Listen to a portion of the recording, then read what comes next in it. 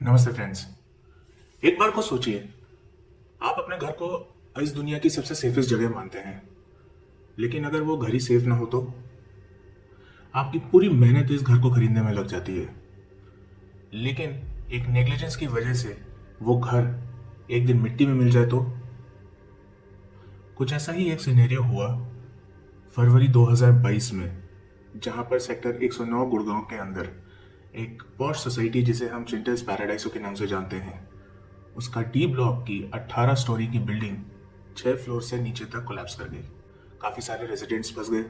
In fact 2 लोगों की मौत भी हो गई। इस इंसिडेंट के होने के बाद और लोगों के मरने के बाद होम बायर्स जो थे या वहाँ के रेजिडेंट्स कह लीजिए, वो सब प्रोटेस्ट पे आ गए। चिंटल्स पैराडाइसो के एमडी के अगेंस्ट एफआईआर भी हो गया। मनोहर लाल खट्टर जो कि हमारे हरियाणा स्टेट के सीएम हैं, उन्होंने भी स्ट्रक्चरल ऑडिट का ऑर्डर्स दे दिए।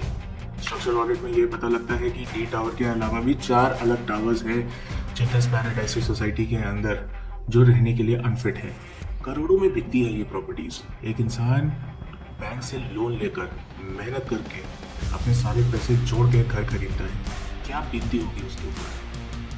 इनफैक्ट चिंटल्स पैराडाइसो को भी जो है अपने आगे आने वाले 7 प्रोजेक्ट्स के अंदर अब प्रॉपर्टीज बेचने से मना कर दिया गया है फॉर द टाइम बीइंग। कुछ ऐसी ही सिमिलर हालत एक गुड़गांव के सेक्टर 37D की सोसाइटी का भी था, एनबीसीसी ग्रीन व्यू के नाम से, जहां पर होम बायर्स और रेजिडेंट्स को 1 मार्च तक प्रॉपर्टी वेकेट करने की ऑर्डर्स दे दिए गए, जिसके अंदर ये बताया गया कि वो जगह भी रहने के लिए अनफिट है। Department of town and planning के ऑफिसर्स ने यह बताया कि 60 फैमिलीज जो कि उस फ्लैट्स में रह रही थी, उन्होंने अपार्टमेंट को वेकेट कर दिया है। और मेन कॉम्प्लेक्स में 36 फैमिलीज में से 3 फैमिलीज बस ऐसी हैं जिन्होंने उस कॉम्प्लेक्स को नहीं छोड़ा है मेडिकल ग्राउंड्स का रीजन देते हुए। बाकी फैमिलीज ने वेकेट कर दिया है। डिस्ट्रिक्ट टाउन प्लानर के एनफोर्समेंट ने यह भी बताया है कि एनबीसीसी ने 40,000 रुपये मंथली रेंट एडवांस दिया है 6 महीने के लिए इन 40 फैमिलीज को, और बाकी फैमिलीज को भी नेक्स्ट 2 डेज के अंदर जो है पैसा दे दिया जाएगा। जो कि ईडब्ल्यूएस फैमिलीज हैं, उन्होंने आसपास की जो नियर बाय सोसाइटीज हैं जैसे कि एपिक सोसाइटीज, कोरोना ऑप्टस, वहां पे 2 किलोमीटर के अंदर ही उन्होंने अपने घर को शिफ्ट कर लिया है। कहा जाता है बिल्डिंग के बायलॉज होते हैं जो कि एक रेजिडेंट या ऑक्यूपेंट की सेफ्टी के लिए हमेशा ध्यान में रखे जाते हैं। जैसे कि कोई भी नेचुरल कैलामिटी जैसे कि फायर हो गया, फ्लड हो गया, या कोई भी ऐसा हजार्डस इंसिडेंट जिससे ऑक्यूपेंट की लाइफ को खतरा होता है, ये बायलॉज ही एक ऐसे हैं जिनको जो डिफाइन करता है कि एक प्रॉपर्टी किस तरीके से बनेगी, उसके अंदर किस तरीके का मटेरियल यूज होगा, कितने कितने फीट में, कितने स्क्वायर फीट एरिया में क्या क्या किस तरीके से बिल्डिंग बनेगी। हमारे बिल्डर्स मोस्ट प्रोबेबली इन्हीं बायलॉज का वायलेशन करते हैं। कुछ और रीजंस जो मैं समझता हूँ जो कि इन लैप्सेस के बारे में हो सकते हैं। पहली चीज़, अनरियलिस्टिक टाइमलाइंस जो बिल्डर्स प्रॉमिस कर देते हैं होम बायर्स को।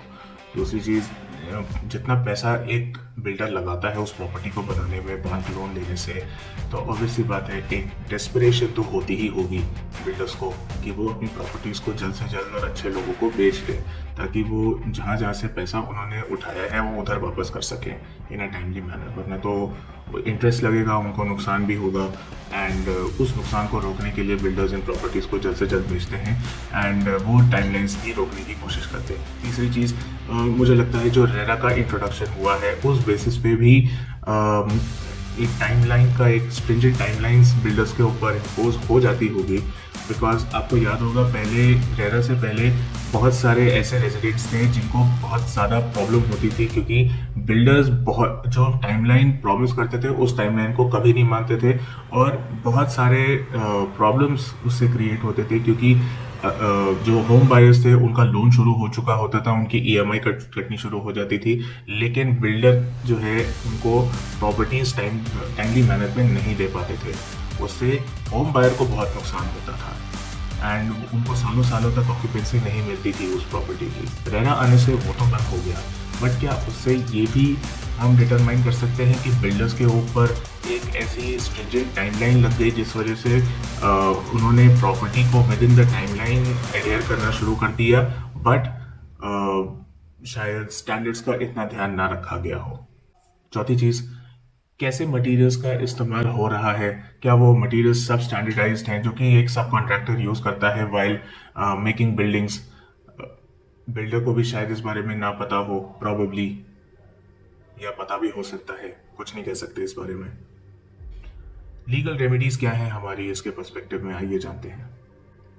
रेजिडेंट्स हाई कोर्ट अप्रोच कर सकते हैं आर्टिकल्स 226 एंड 227 के अंदर फॉर आर्टिकल 21 के वायलेशन में हमारे कॉन्स्टिट्यूशन ऑफ इंडिया के अंदर, which is basically right to life. Residents ये भी कंटेंट कर सकते हैं कि उनका लाइफ का फियर है due to instance of collapse of a building. Residents damages के लिए भी सू कर सकते हैं, बट मुझे लगता है कि court processes will only difficult their situations. Instead उनको एक रेट एप्लीकेशन भी फाइल करने का ऑप्शन हो सकता है और कॉम्पनसेशन लेने का ऑप्शन हो सकता है गवर्नमेंट से और for authorising such projects. Alternative housing की भी डिमांड करी जा सकती है। पीआईएल भी फाइल कर सकते हैं सुप्रीम कोर्ट के आगे। कंज्यूमर कोर्ट में भी अप्रोच किया जा सकता है सीकिंग रेमेडी। लेकिन मुझे लगता है it's high time for the law कि वो एक और ज़्यादा स्ट्रिक्ट रेगुलेशंस इसके रिस्पेक्ट में बनाए against the developers and government officers for जो ये प्रोजेक्ट्स को अप्रूव करते हैं। लेकिन ये सारे सिनेरियोज तो तब बनते हैं जब आप एक प्रॉपर्टी ले चुके हैं और ऐसा नेग्लिजेंट एक्ट बिल्डर से हो चुका हो। प्रॉपर्टी लेने से पहले क्या क्या सोचना चाहिए एक बायर को, क्या क्या करना चाहिए एक बायर को, बेसिक चीज़ें, बेसिक चेक्स, आइए ये समझते हैं। प्रॉपर्टी खरीदने से पहले बायर को जो है रेपुटेशन बिल्डर की देख लेनी चाहिए। पहला फर्स्ट पॉइंट ऑफ कॉन्टैक्ट जो होता है वो डेवलपर की मार्केटिंग टीम होती है। तो बायर को हमेशा प्रेजेंटेशन देख लेनी चाहिए, प्रोजेक्ट के यूएसपी जान लेनी चाहिए। प्रोजेक्ट के कंस्ट्रक्शन से रिलेटेड बायर समझ सकता है कि डेवलपर की टेक्निकल टीम का कॉम्पोजिशन क्या है। कंस्ट्रक्शन वो इन हाउस करते हैं या वो आउटसोर्स कर देते हैं अपने कंस्ट्रक्शन को।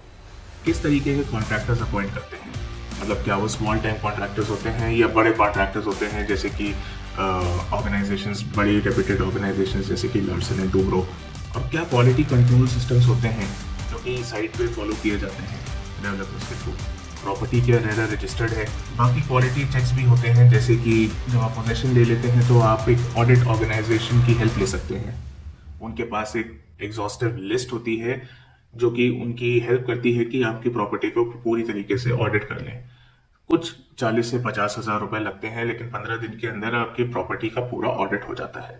कुछ और भी नॉर्मल चेकलिस्ट होते हैं जो कि एक बायर को हमेशा ध्यान में रखने चाहिए घर खरीदने से पहले। हमेशा स्ट्रक्चरल डिजाइन के बारे में पता कर लें। डेवलपर से ब्लूप्रिंट जरूर लें बिल्डिंग का। अगर वो नहीं होता है तो और अवेलेबल ऑप्शन जरूर देखें। सिविल इंजीनियर को अगर हायर कर लेंगे तो ज्यादा बेहतर रहेगा। वो फिजिकल कंडीशन और कंस्ट्रक्शन क्वालिटी को देख लेते हैं।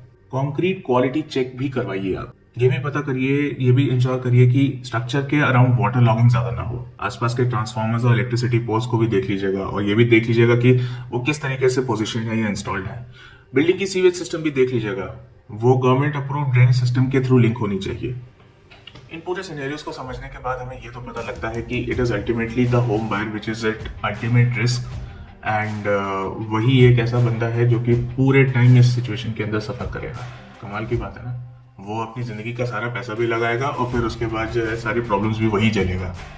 अनफॉर्चुनेट इंसिडेंट है ये, ऐसे इंसिडेंट्स ना हो, इसलिए बायर्स के लिए ये ज़रूरी है कि वो ये सारे कंप्लाइंस चेक्स जो मैंने अभी बताए वो उस पर ध्यान दें एंड वो सारी चीज़ें समझने के बाद एंड सब लोगों से सलाह मशवरा करने के बाद ही प्रॉपर्टी खरीदें।